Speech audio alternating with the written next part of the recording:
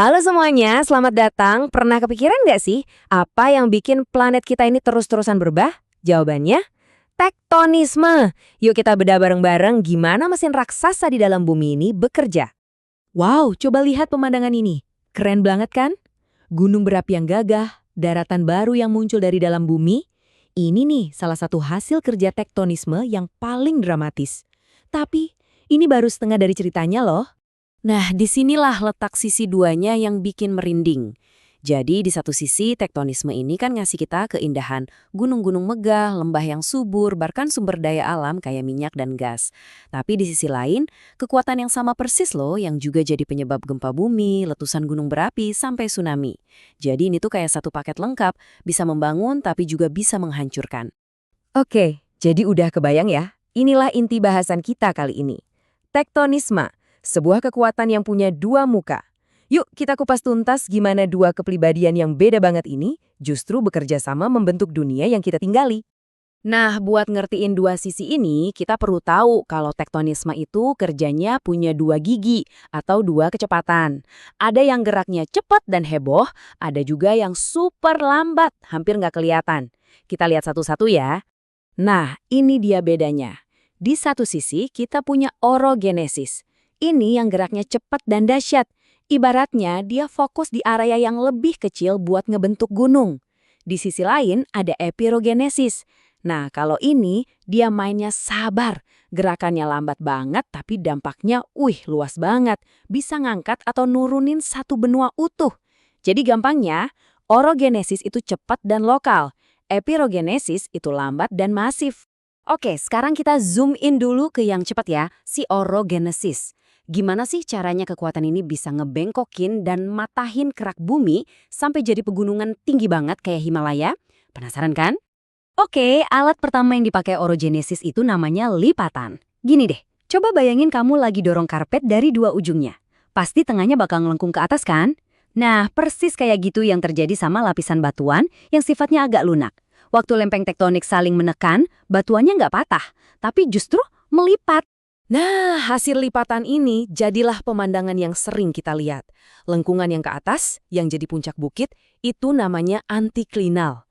Terus, lekukan yang ke bawah, yang jadi lembah, itu namanya sinklinal. Jadi, lain kali kamu lihat perbukitan yang naik turun gitu, inget aja, itu sebenarnya kerak bumi yang lagi keriput gara-gara dapat tekanan super kuat.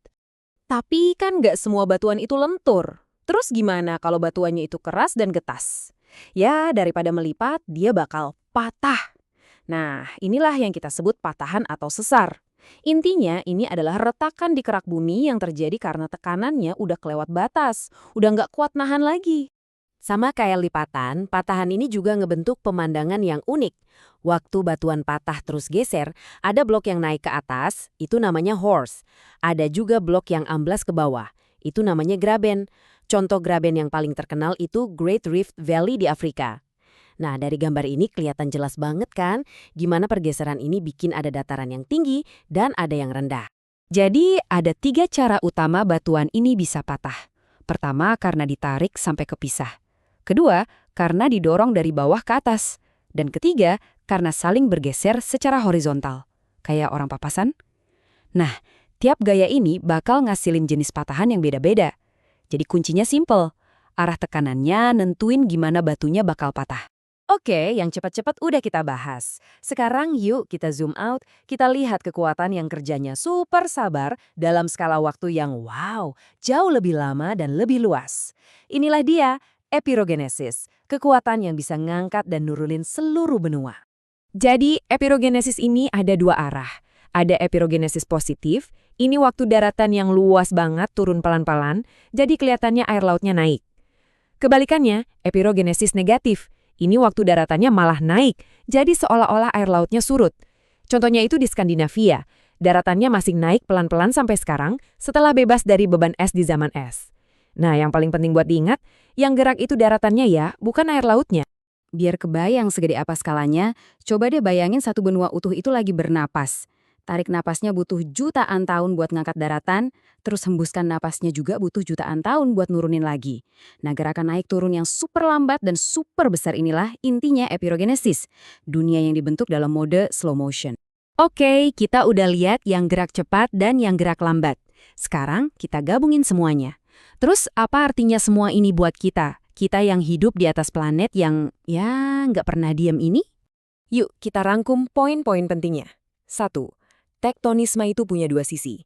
Bisa membangun, bisa juga merusak. 2. Dia kerja dengan dua kecepatan. Ada orogenesis yang cepat buat bikin gunung, lewat lipatan dan patahan, dan ada epirogenesis yang lambat buat gerakin benua. Dan yang ketiga, ngertiin semua ini penting banget, biar kita bisa siap sama resiko bencana, sekaligus tahu di mana cari sumber daya buat hidup.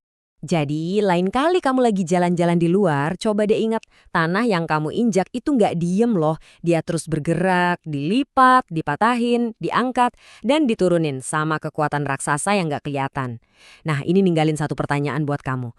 Kalau tahu dunia kita ini selalu bergerak, apa sih yang paling bikin kamu penasaran sama tanah yang ada persis di bawah kakimu sekarang?